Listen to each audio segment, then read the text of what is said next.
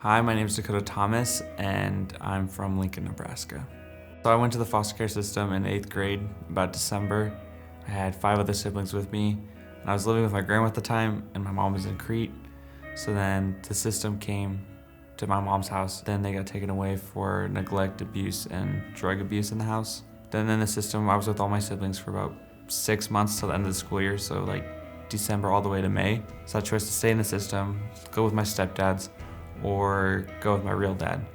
And I just chose to stay in the fight care system because I didn't want to go out of town. I was already about to start high school. So I was like, there's no point in me leaving to go make new friends when I already have all these friends that I'm gonna have for a lifetime. And then after that, I was in the system for about 3 more months, and then my grandparents decided to get legal guardianship of me. So then I had to go to home.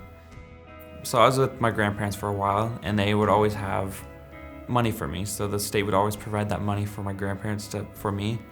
But now that I'm on my own, the system is gone. I had to go find Medicaid on my own because I didn't think I'd be able to do that.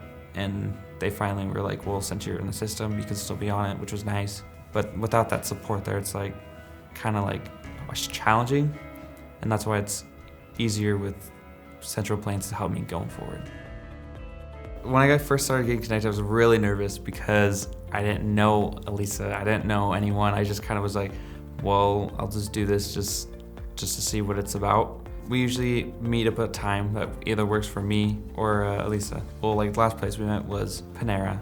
And at Panera, we talked about how I was doing, how's life been going, how's my summer been going, and what I've been doing, which is good because no one checks up really on me.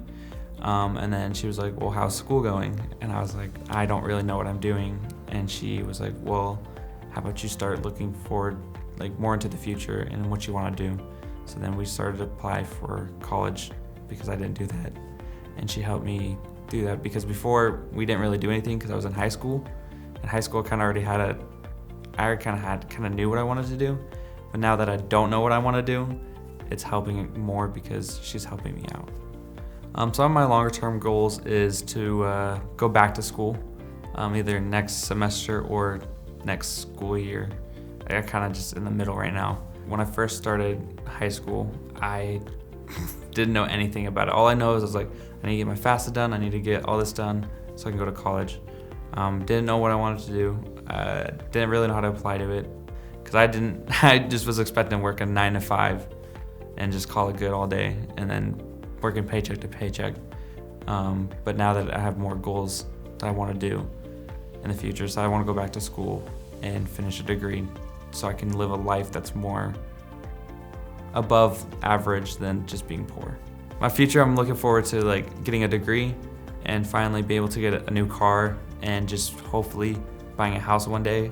Because of buying a house, getting a degree, and having a job I like is my big 3 goals I want, and starting a family, but that's not till later down the road.